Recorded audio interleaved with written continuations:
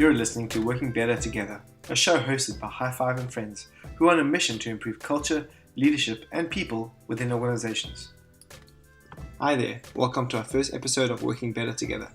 I'm Gary Wilmot, the CEO of High Five, and in this episode, we chat to Bailey Kropman, who is the head of talent and organizational performance at Superbalist. Superbalist is South Africa's biggest and trendiest online shopping destinations for fashion and apartments. She'll be taking us through how she impacted the growth at Superbalist, which is literally a startup when she joined 3 years ago. We discussed her learnings of blitzscaling from 5 to 150 employees whilst retaining the high-performance startup culture. We also discussed retaining the culture by intentionally setting up the vision and values and continuously getting buy-in from leadership and the rest of the company. That's enough from me. I hope you enjoy the show.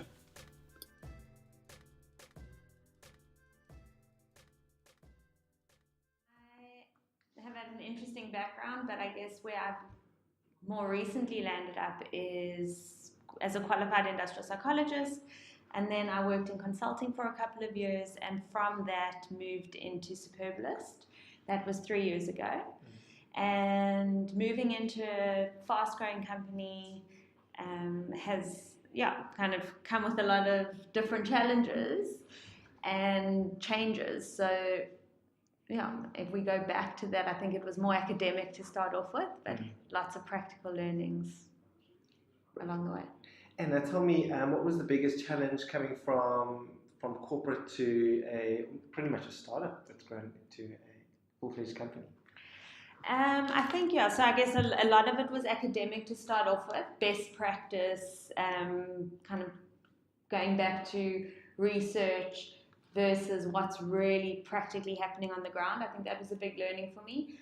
But also kind of removing all your previous bias and assumptions about organizations. You had the opportunity, I had the opportunity to kind of think outside the box, challenge, use my intuition and learning from people versus just what was happening in traditional structures. So I guess that was the biggest eye-opener in this environment. We could really challenge. And how did you get buy-in from the founders, and the CEO? So they're really young, innovative guys who were always looking to be disruptive and still are.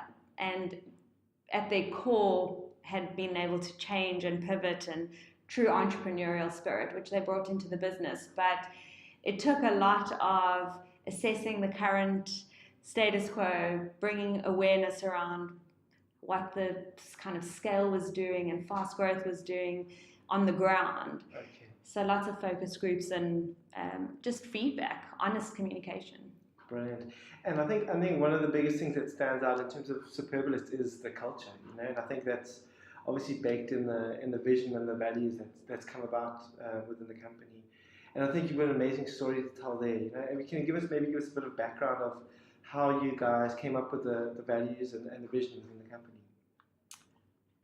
Sure. So when I started at Superbalist, we were in a space where it had recently been acquired by Takealot Group and had pivoted from CityMob into Superbalist.com, a full fashion retailer.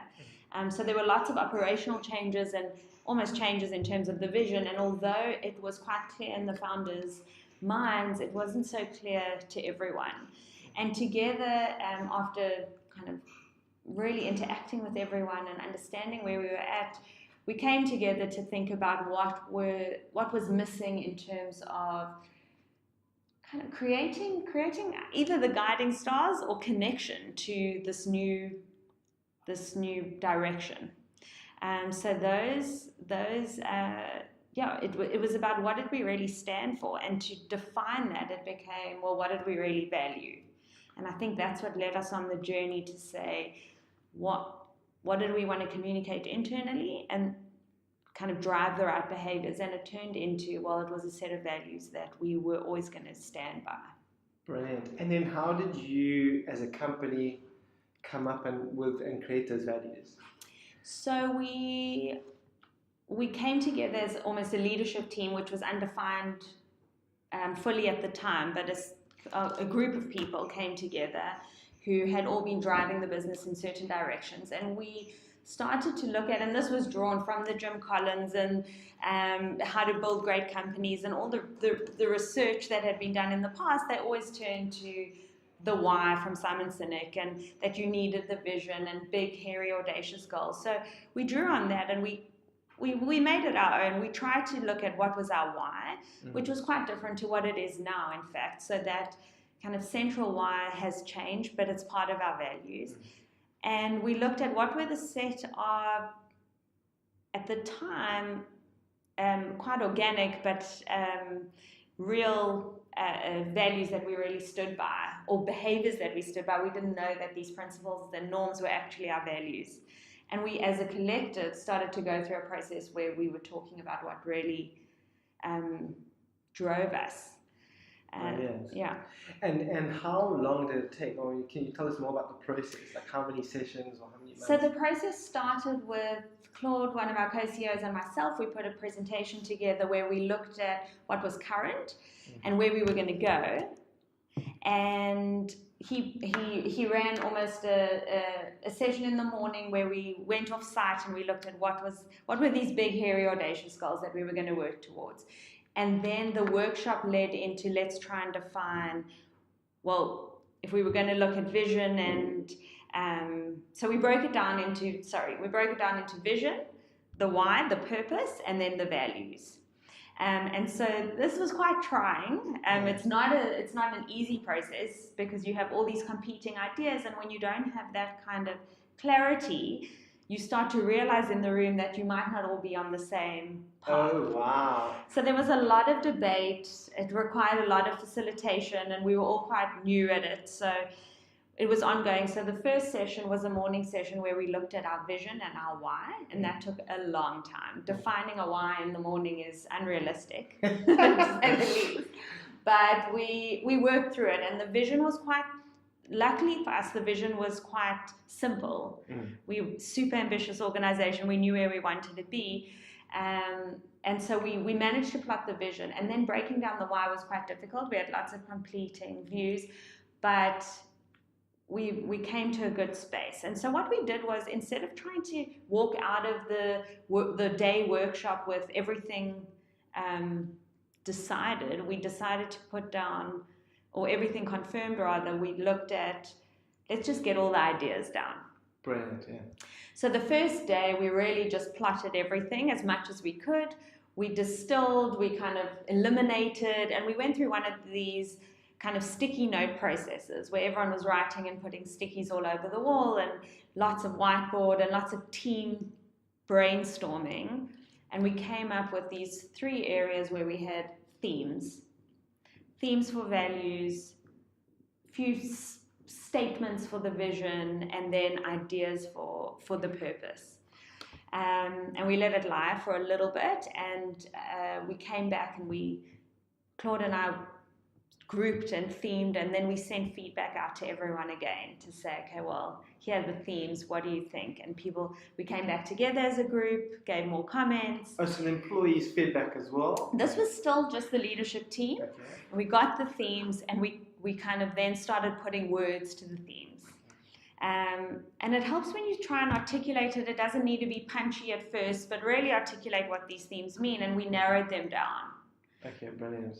And then when did you start involving the employees? I mean, what was that process? So once we had a statement that we were really comfortable with in terms of the vision, the purpose, and then a set of values, which we landed up with 8 core strong values and it sounds like quite a lot, but what was really nice about doing it in themes is we found a golden thread through all the values. Brilliant. So one value that you can't really run these values in isolation to a large extent. They knock on, or they feed each other in some way. So it was a really nice golden thread.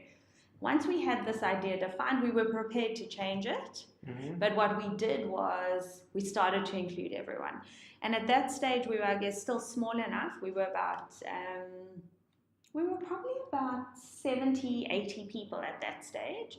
So that was the first time you were actually including values within the company?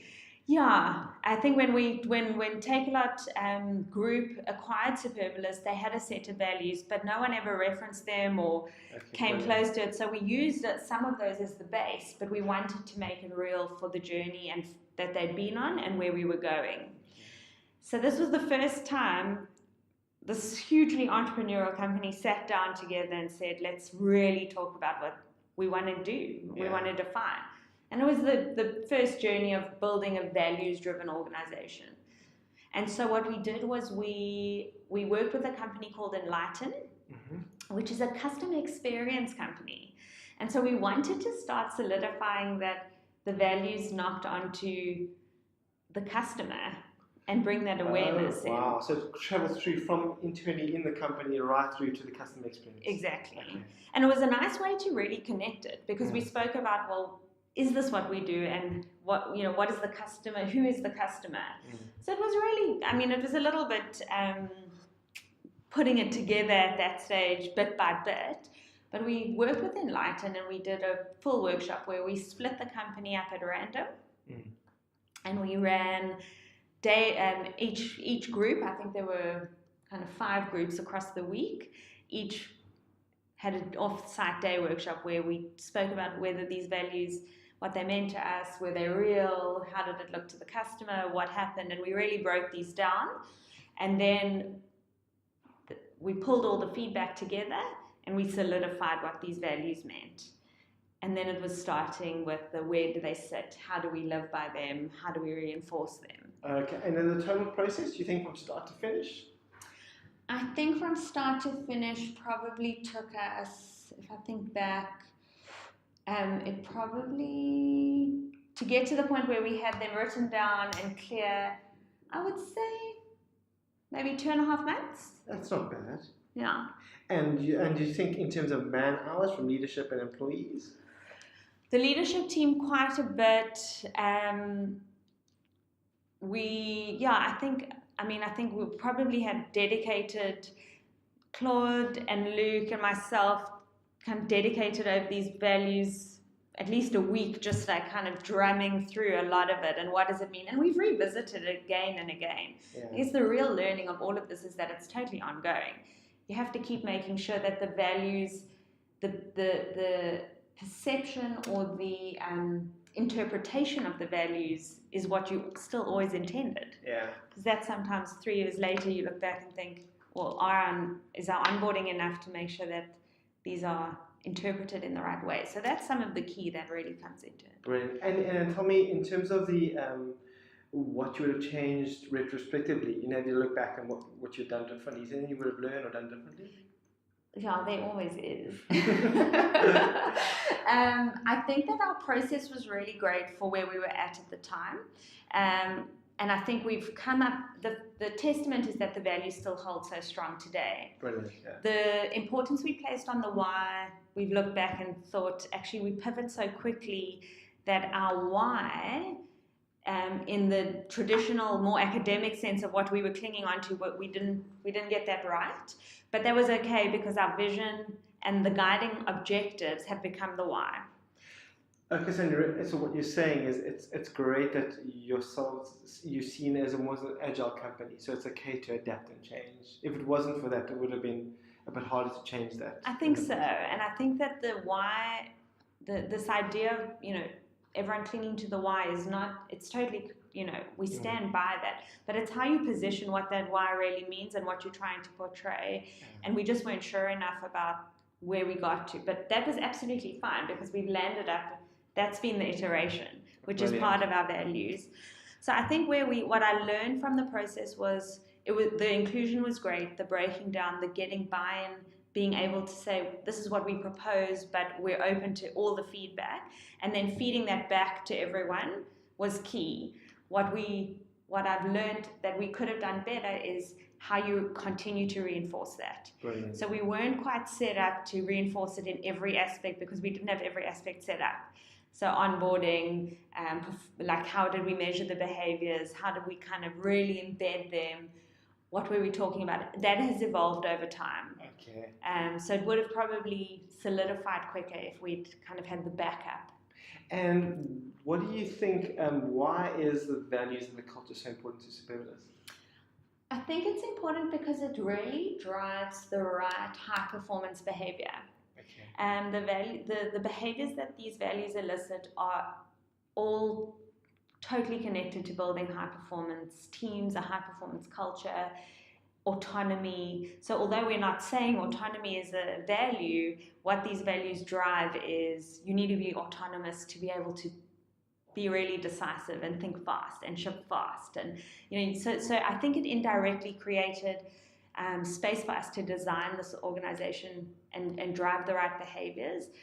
And we became very true to how we stuck to the values. So called hire against them, called from top to bottom out against them, use them in our rhetoric. Like those became really important drivers of behavior. So yeah, I think building a values organization only really works if you are going to be true to those at any corner, at any level. So what you're saying is when you set them up, it's about living them out. It's not just about putting them on a wall or in the toilet. Yeah.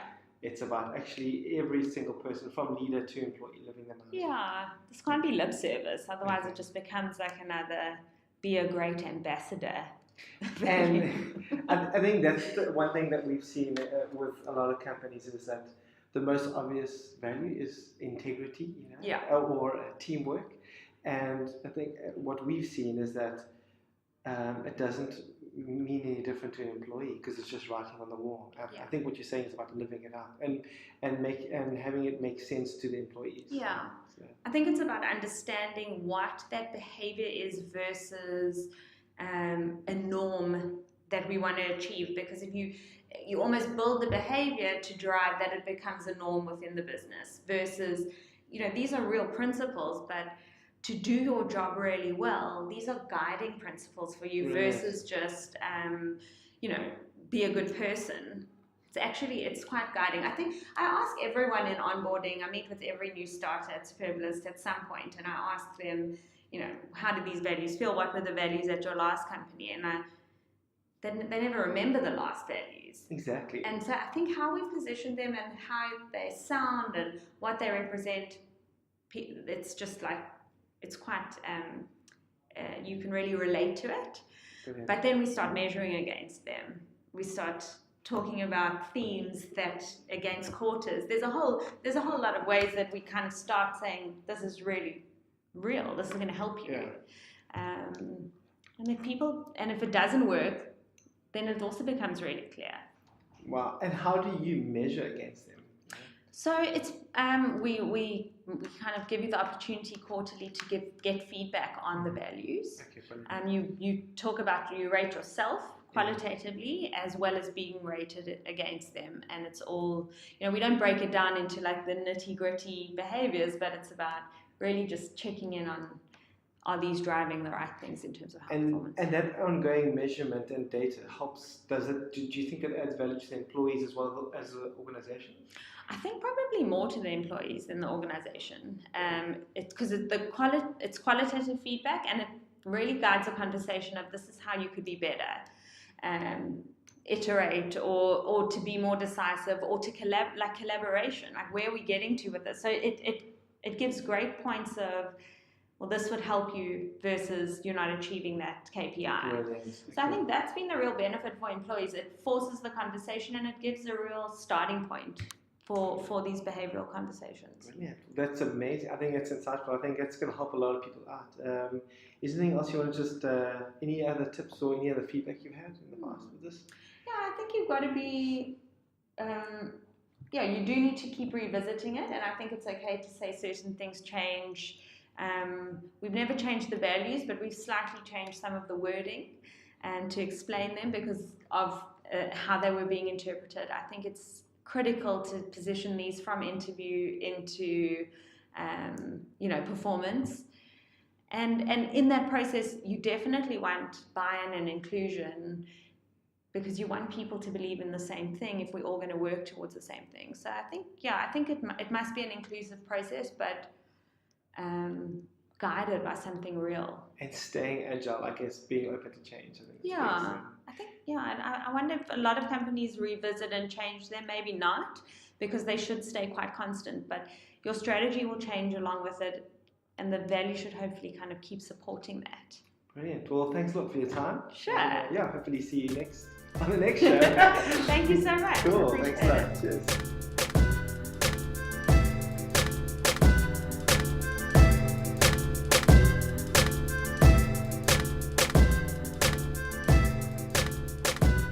Well, I hope you enjoyed the first episode of Working Better Together. If you have any feedback, comments, ideas, or suggestions, please get in contact with us on Twitter at @giveahighfive or email us on podcasts@get5.io. That's GET5numerical.io. We'll send out a new podcast every month with fresh insights from our friends, so don't miss out.